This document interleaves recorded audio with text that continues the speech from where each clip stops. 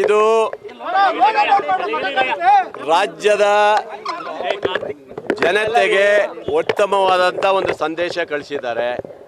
ಇವತ್ತು ಯಾವ ಗೊಂದಲವನ್ನು ಸೃಷ್ಟಿಯಾಗಿತ್ತು ಅಂತ ಏನು ಬಿಂಬಿಸಿದ್ರು, BJPಯವರು ಏನು ಬಿಂಬಿಸಿದ್ರು, ಇವತ್ತು ನಮ್ಮ DCM ಅವರು CM ಮನೆಗೆ ಹೋಗಿ, CM ಅವರು DCM ಅವ್ರ ಮನೆಗೆ ಹೋಗಿ ಇವತ್ತು ಟಿಫನ್ ಮಾಡಿ ಒಂದು ಒಳ್ಳೆ ನಮ್ಮ ಕಾರ್ಯಕರ್ತರಿಗೆ, ನಮ್ಮ ಪಕ್ಷಕ್ಕೆ ಒಂದು ಸಂದೇಶ ಕೊಟ್ಟಿದ್ದಾರೆ.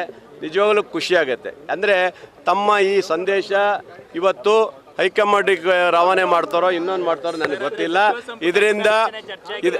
ಇದರಿಂದ ಏನಾಗಿದೆ ಅಂದರೆ ಗೊಂದಲ ಇರುವಂಥದ್ದನ್ನ ಈಗಾಗಲೇ ಹೋಗಲಾಡಿಸಿದ್ದಾರೆ. ಅದರಿಂದ ಯಾವುದೇ ಸಮಸ್ಯೆ ಇಲ್ಲ ಅನ್ಸುತ್ತೆ ನನಗೇನು. ಸತ್ಯ ಅಲ್ಲ, ಈಗ ಸಂಪುಟ ರಚನೆ ಮಾಡಬೇಕಾದ್ರೆ ಇವ್ರ ಕೈಯಲ್ಲೇನಿಲ್ಲ. ಹೈಕಮಾಂಡ್ ಇವತ್ತು ನಾಳೆನೇ ಮಾಡ್ರಪ್ಪ ಅಂದರೆ ನಾಳೆನೇ ಮಾಡ್ತಾರೆ.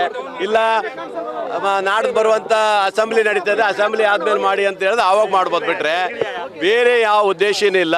ಭಾಳ ಖುಷಿ ಆಯಿತು, ಇಬ್ಬರು ಬಂದು ಚೌಚೌ ಬಾತ್ ತಿಂದು ಈಗ ಒಳ್ಳೆ ನಾಟಿ ಕೋಳಿ ತಿಂದಿದ್ದಾರೆ.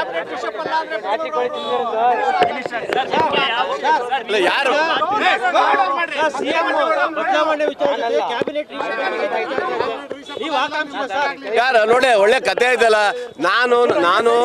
ನಾನು ಒಬ್ಬ ಪ್ರಬಲವಾದಂಥ ಆಕಾಂಕ್ಷಿ ಇದ್ದೀನಿ. ನಾನು 3 ಸರಿ MLA ಆಗಿದ್ದೇನೆ. ನಾನು ಆಗಬಾರ್ದಂತ ಏನಾರು ಇದೆಯಾ? ನನ್ನ ಹಕ್ಕುಗಳನ್ನು ಬಿಂಬಿಸ್ತೀನಿ ಅಷ್ಟೇ. ಕೊಡೋದು ಬಿಡೋದು ನಮ್ಮ ರಾಷ್ಟ್ರೀಯ ನಾಯಕರು, ರಾಜ್ಯದ ನಾಯಕರು. ಬೇಡ ಬಿಡಿ, ಅವ್ರಿಗೆ ಅಧಿಕಾರ ಸಿಗಲ್ಲ ಅಂದ್ರೆ ನಮಗೂ ಅಧಿಕಾರ ಇಲ್ಲ ಅಂತ ತಿಳ್ಕೊಳ್ತೇವೆ ಅಷ್ಟೇ. ನಾವ್ಯಾಕೆ ತಲೆ ಕೆಡಿಸ್ಕೊಳಕ್ತೇವೆ? ನೋಡಿ, ಒಂದು ತಿಳ್ಕೊಳ್ಳಿ, ನಮಗೆ ಒಂದು ಖುಷಿಯಾಗಿರೋಂಥದ್ದು, ಇಷ್ಟು ದಿನಗಳ ಏನು ಗೊಂದಲ ಸೃಷ್ಟಿಯಾಗಿತ್ತು, ಮಾನ್ಯ ಮುಖ್ಯಮಂತ್ರಿಗಳು DCM ಮನೆ ಬಂದು ಇವತ್ತು ಟಿಫನ್ ಮಾಡಿದ್ದಿದೆಯಲ್ಲ, ಒಂದು ವಿರೋಧ ಪಕ್ಷಗಳಿಗೆ ಮತ್ತು ನಮ್ಮ ಕಾರ್ಯಕರ್ತರಿಗೆ ಒಂದು ಸಂದೇಶ ಕೊಟ್ಟಿದ್ದಾರೆ.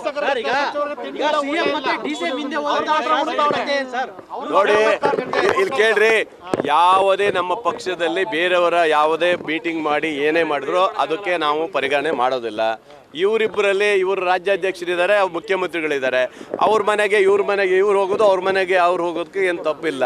ಇದು ರಾಜ್ಯದ ಜನತೆಗೆ ಒಂದು ಒಳ್ಳೆಯ ಸಂದೇಶ ಕೊಟ್ಟಿದ್ದಾರೆ. ಖುಷಿ ಆಗುತ್ತೆ. ಈ ಥರ ಇರಬೇಕಂತ ನಮ್ಮ ಉದ್ದೇಶ. ಏನು ಆಗೋದಲ್ಲ, ಯಾರಿಗೇನು ಆಗೋದಲ್ಲ. ಹಂಗಂತ ಹೇಳಿ ಒಳ್ಳೆ ಕತೆ ಆಯ್ತಲ್ಲ. ಈಗ ನೋಡಿ, ಸಹಜವಾಗಿ ಅವಾಗಿಂದ ಒಬ್ಬೊಬ್ಬರು ಒಂದೊಂದು ಕಡೆ ಇದ್ದಿರ್ಬೋದು, ಆದರೆ ಅದೇನು ಆ ಥರ ಗುರುತಿಸ್ಕೊಂಡಿದ್ದಲ್ಲ.